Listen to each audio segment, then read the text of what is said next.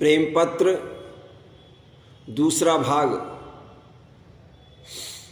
सफ़ा 197 वचन 11। राधा स्वामी मत के अभ्यासी को प्रेम और सच्चे शौक की जरूरत और उसकी महिमा। दफा 75। जितने काम दुनिया के हैं बगैर शौक या मोहब्बत के वह दुरुस्ती से नहीं बन सकते हैं, यानी जब तक कि उनमें मन और इंद्रिय पूरी तवज्जो के साथ शामिल नहीं होते हैं वह काम दुरुस्त नहीं होते। फिर परमार्थ का खोज और अभ्यास बगैर पूरी तवज्जो के किस तरह दुरुस्त बन सकता है।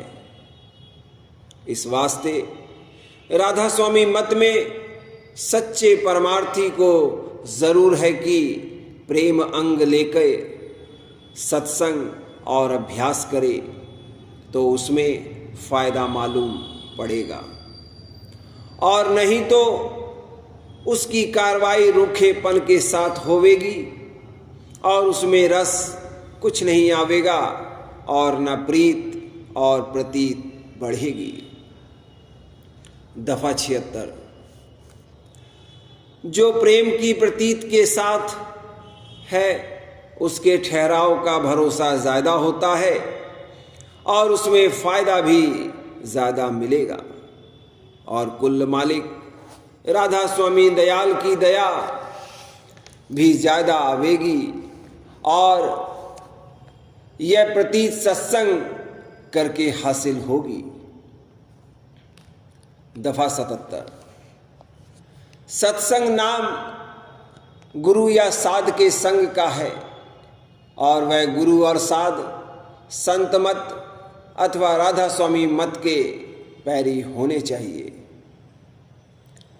ऐसे सत्संग में सिवाय इन बातों के और किसी लड़ाई झगड़े किस्में बखेड़े का जिक्र न होगा। एक महिमा सत्य पुरुष राधा स्वामी दयाल की और भेद रास्ते और मंजिलों का और जुगत रास्ता तय करने की।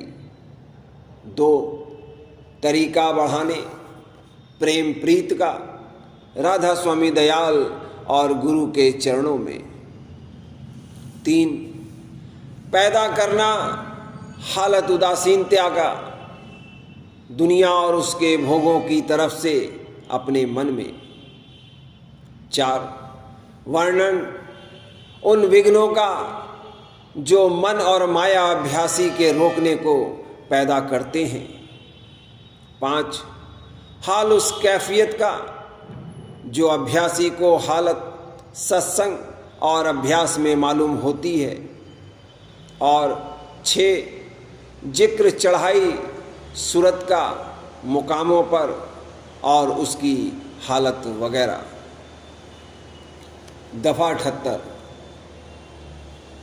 सत्संग में बैठकर और चित्त देकर वचन सुनने से बहुत से संशय और भ्रम दूर होते हैं और बहुत सी चीज़ों में या बातों में जो भाव और पकड़ जीव की अरसे से चली आती है वह भी ढीली हो जाती है। इस तरह आहिस्ता आहिस्ता जीव काबिल अभ्यास करने सूरत शब्द योग के हो जाता है, और जिन्होंने कि सत्संग नहीं किया और सिर्फ अभ्यास की बड़ाई सुनकर और मत में शामिल होकर यानी उपदेश लेकर उसकी कमाई करने लगे तो उनसे अभ्यास जैसा चाहिए वैसा बन नहीं पड़ेगा और ना रस आवेगा, क्योंकि जब तक संशय और भ्रम दूर ना होवे और अंतर में सफाई ना होवे तब तक मन और सूरत सर्व अंग करके दुरुस्ती के साथ अभ्यास में नहीं लगते। दफा 79।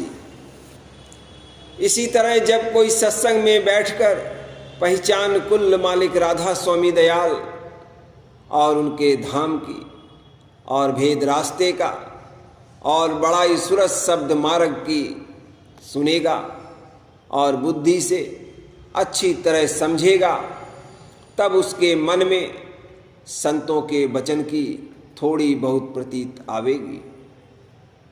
और जब उस प्रतीत के मुआफिक थोड़ा बहुत अभ्यास करके रस और राधा स्वामी दयाल की दया का पर्चा अपने अंतर में पावेगा, तब सच्ची प्रीत घट में पैदा होगी और प्रतीत बढ़ती जावेगी और फिर अभ्यास का भी शौक बढ़ता जावेगा।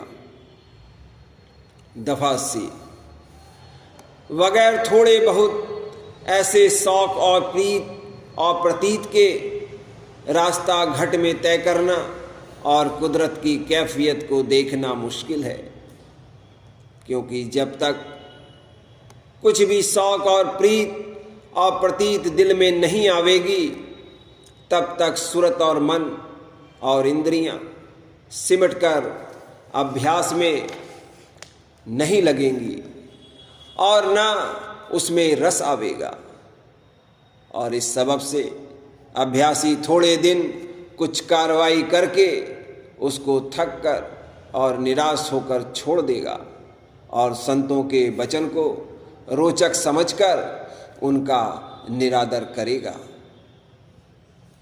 दफा 81, प्रेम या प्रीत खींच शक्ति को यानी कुव्वते जाज़बा को कहते हैं।